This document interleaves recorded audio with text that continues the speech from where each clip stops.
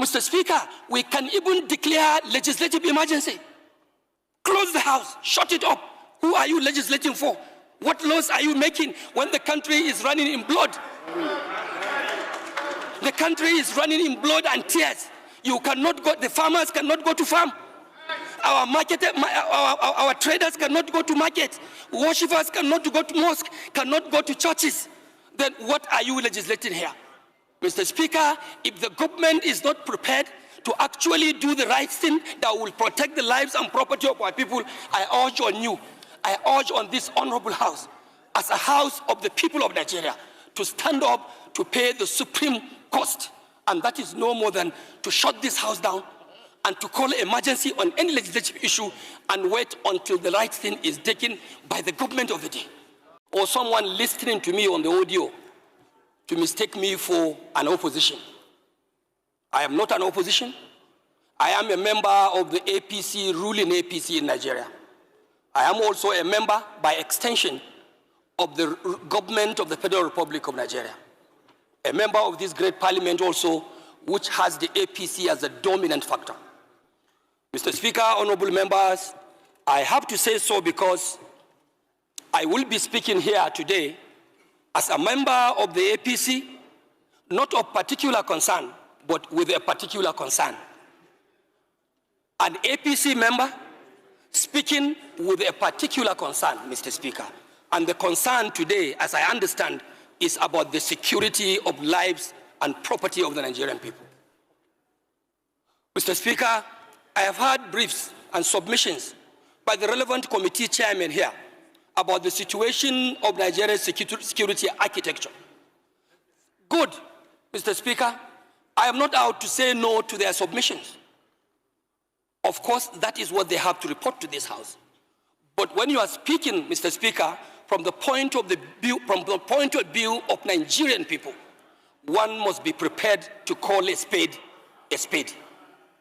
Mr. Speaker, I am therefore prepared to say that no matter what the government does, my government, led by Bola Ahmed Tinubu, the APC government, my party, and despite all the submissions of the efforts of all security agencies that were meant here through their respective chairmen, I want to say that yes, the government is doing its best. The security agencies are doing their best. But I want to say with every sense of responsibility and without any fear of equivocation that their best is not good enough. It is not good enough because the security situation in Nigeria today, Mr. Speaker, it is horrific. Mr. Speaker, our security situation is tragic. Mr. Speaker, the security situation, especially in the north where I come from, is devastating. Mr. Speaker, our situation in Nigeria today in the area of security is unspeakable. It's unspeakable because our people are left ravaged in serious tension, fear, and desperation, all because we are lacking and reneging in our institutional and collective responsibility as a government. Mr. Speaker, the fact remains the same, and like every one of you here would say, that the responsibility of every democratic or elected government, even military governments, Mr. Speaker, fundamental responsibility of government is the security of lives and property of its own people. Mr. Speaker, what we have today is like a failed security. What we have today, in my opinion and in my views, Mr. Speaker, is like for me to quote in the words of the popular Bob Marley in his own song in those days in the 80s, when he was saying, war in the north, war in the west, war in the east, and war down south. Mr. Speaker, today, Nigeria is operating under a complete war against humanity.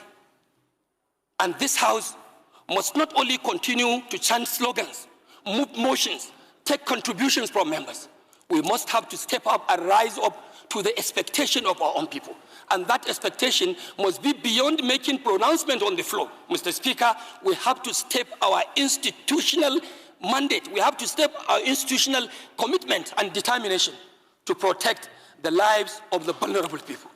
Mr. Speaker, you rightly said in your remarks that you were in Kebbi State. As God may have it, Mr. Speaker, I went to Kebbi with you.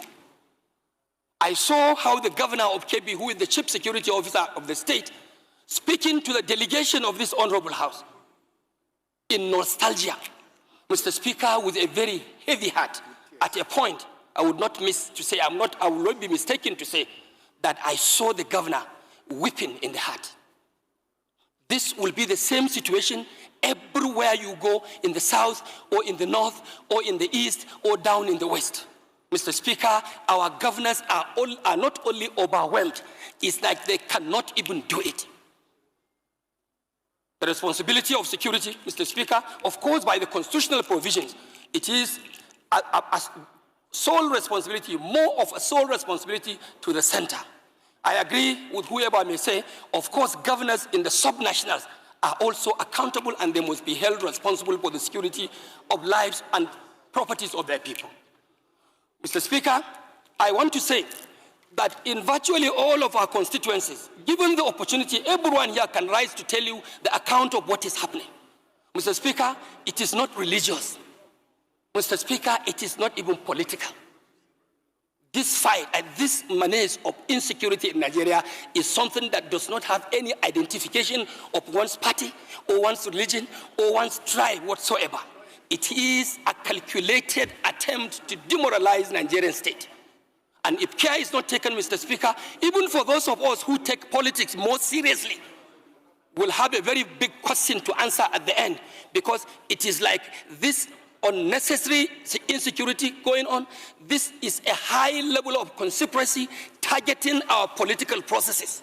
As we are approaching 2027, Mr. Speaker, we will all be expected to have a peaceful conduct of our polls. How do you have that if our communities, local communities, are plunged into crisis, into banditry, into kidnappings in the churches, in the mosque, even down in the oil-producing area, which is our economic live wire? Production of oil, crude oil, is being unfortunately undermined by militia groups. So it is like a collective thing that we must put our hands on deck and call whoever is responsible, sir, to order. Order, order, and order. And this house must not take for granted that we are not part of the government. If the government is wanting, this institution of the legislature is a component of the government itself. We have to look inward to ourselves and see what more of oversight functions, like some members have said, are we going to make? Are we going to provide? Mr. Speaker, we can even declare legislative emergency. Close the house, shut it up. Who are you legislating for? What laws are you making when the country is running in blood? The country is running in blood and tears. You cannot go, the farmers cannot go to farm. Our traders cannot go to market. Worshippers cannot go to mosque, cannot go to churches. Then what are you legislating here? Mr. Speaker, if the government is not prepared to actually do the right thing that will protect the lives and property of our people, I urge on you, I urge on this honorable house, as a house of the people of Nigeria, to stand up to pay the supreme cost. And that is no more than to shut this house down and to call emergency on any legislative issue and wait until the right thing is taken by the government of the day. Mr. Speaker, I also want to believe we are equally responsible. We should also go down to our constituencies and lead civil organizations, like the civil vigilante. Let's go and reorganize our vigilante groups. We take commands and take charges of such civil organizations to see how we can salvage and protect our country, Nigeria. What is happening today, Mr. Speaker, is not just to call for mere security or an average performance of security agencies. What we expect of Nigerian government, no more, no less, my Speaker, is to have absolute security. It's for us to have absolute safety. Mr. Speaker, Nigeria must have absolute protection of the lives and property of our own people. This is my take, Mr. Speaker. And I also want to use the opportunity to tell you that my immediate constituency, which is enclave at the southern part of my state, Kanu, is also undergoing serious danger, because in the constituency, we have what we call the huge Polgore Game Reserve, lying in between Kaduna State, Plateau State, Bauchi State, through Ningi and Bura, Mr. Speaker, and also contacting some part of Jigawa State to the axis of Turkey. This place used to be a tourist attraction. Many people come in, including tourists from abroad. But because of the dilapidating security situation in my state, Mr. Speaker, today, abduction and kidnappings, not only in the forest, in our homes, has become a daily affair, a daily occurrence. Just like what the pharmacist may prescribe to you in the hospital to ask you to take Panadol once in the day, in the morning, one in the afternoon, and another one in the evening. That is how kidnapping is so prevalent in my federal constituency. This place that used to be an attraction for tourists, it has now become like an extension of the Sambiza forest in Borno State. So we have to definitely do something. Mr. Speaker, I may not have enough time to continue my submissions, but I want to thank you so much for giving our members this opportunity to speak. And I also want to urge members to continue in the spirit we have started. I have not seen anybody here speaking as a southern member of the House of Reps. I have not seen anyone here speaking as a northern member of the House of Reps. I am the leader of the Northern Caucus, Northern Regional Caucus. I am also not speaking as a member representing the northern part of this country. The security challenges that we are facing is a colossal one, it's a collective one that has to do with the Nigerian nation. And we must step up to that expectation and deal with this matter once and for all.